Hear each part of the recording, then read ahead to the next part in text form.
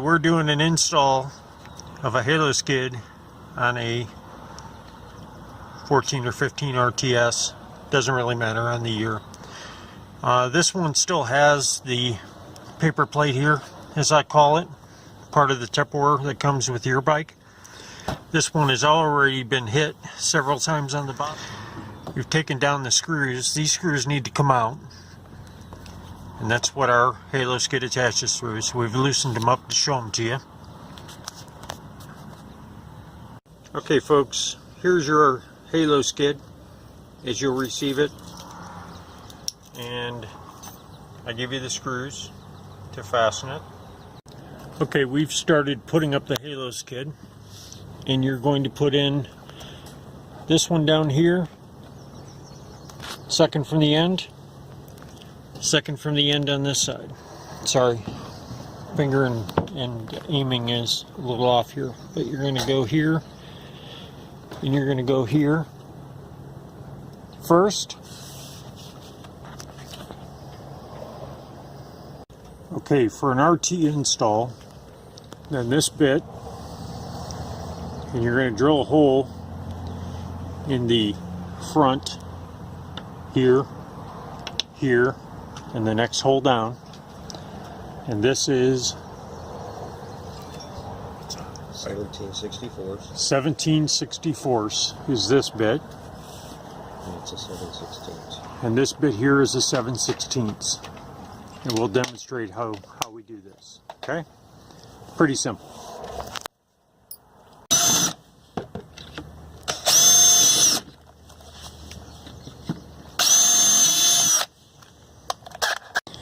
Now we take down the first two that we sunk in the back. Well, two on each side, I'm sorry. A total of 6 that you put in, so it squares up the halo. So we have 6 in here. We have 2 on each side, and then 1 here and 1 on the other side. And it squares up the halo skid before you drill the holes. That one's big.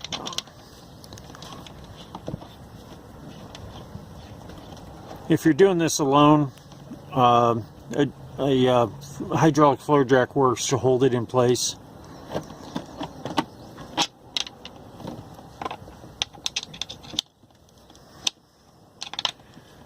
The man working the tools usually does it all by himself, just holds it up, then wonders why his back hurts later.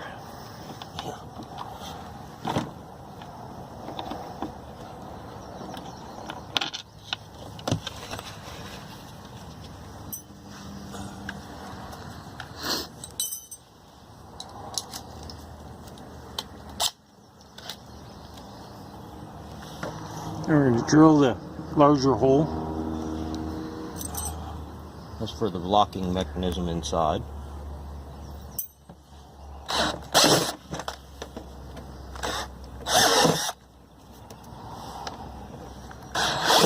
All you're drilling into is the initial body panel. So you're only going in 1/2 inch with the drill bit. So then the clip just goes right over top of. That's what it looks like when it's done. Then our screw will go through that and hold on the leading edge of the halo skid. Just like so. Okay? And repeat the process for the other 2. Okay, now all 3 clips are in. Test the holes. Put your screws through it. Make sure the screws go in. Make sure the threads aren't crossed on the screws, causing you an issue later. All we're doing here is get a couple of them started. It'll hang by itself off the bike. Just go around all of them. Get a couple threads started so it doesn't come down and smack you in the nose.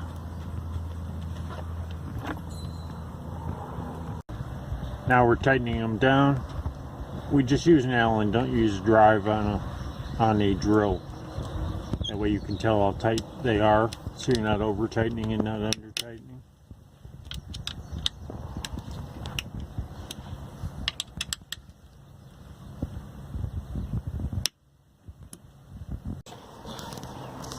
Okay, the halo skid's mounted in place.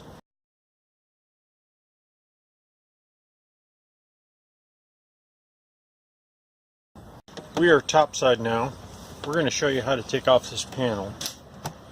Just push pins. Take a pair of pliers, take out the pin, take out the belly of it, the bottom of it. Cover comes off. Here's the hole. Okay, here's the wires that we give you. It'll be a harness. So a black wire with a clip on the end and a speaker wire end is what it looks like.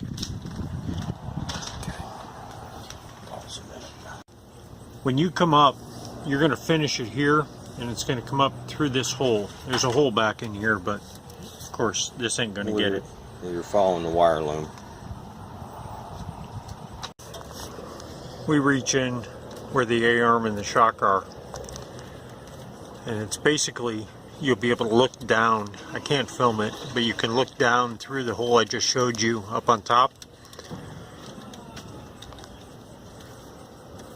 and just keep the wires together and behind this metal structure here of the bike, run the wire behind it. Okay? Where we're running this, all these are a little bit different, but see further out there's the battery, and there's a strut hanging down in the connection, just so you have a little point of reference. You got brake lines in here and throttle or fuel lines. So we're back in here. There's a hole back here that you can drop the wire down through, and it's basically our extension cord that goes down to the halo skid. Now you can film down at the bottom where it goes in or out.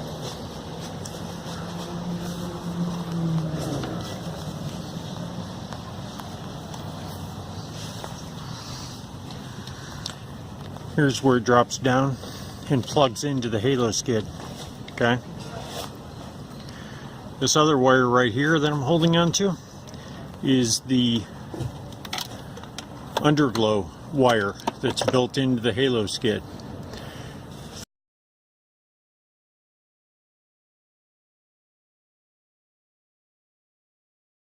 Okay, now we're into the power cord, which is how you get your power. It'll go underneath the A-arm.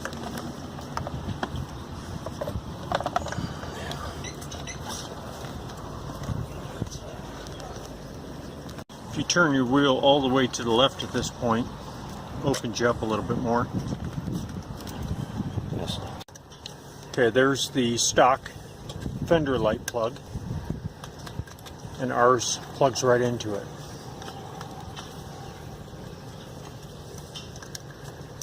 You can plug our light in, then you're going to grab the power from the fender. Real simple. Plug and play.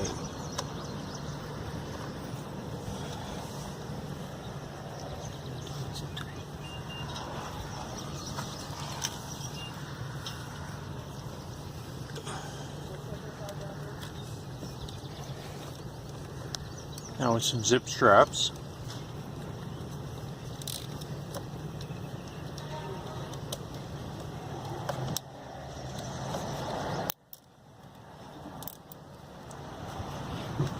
Gonna tie the puppy up.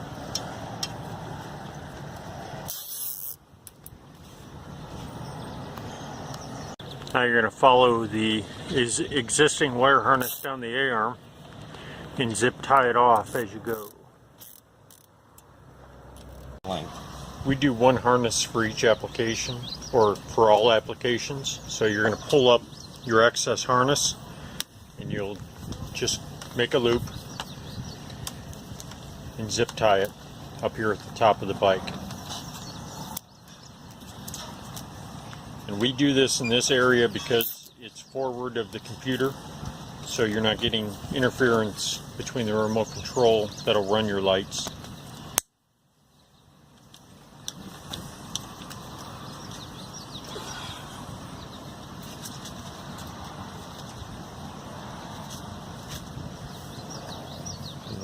Zip tight so it isn't bouncing around.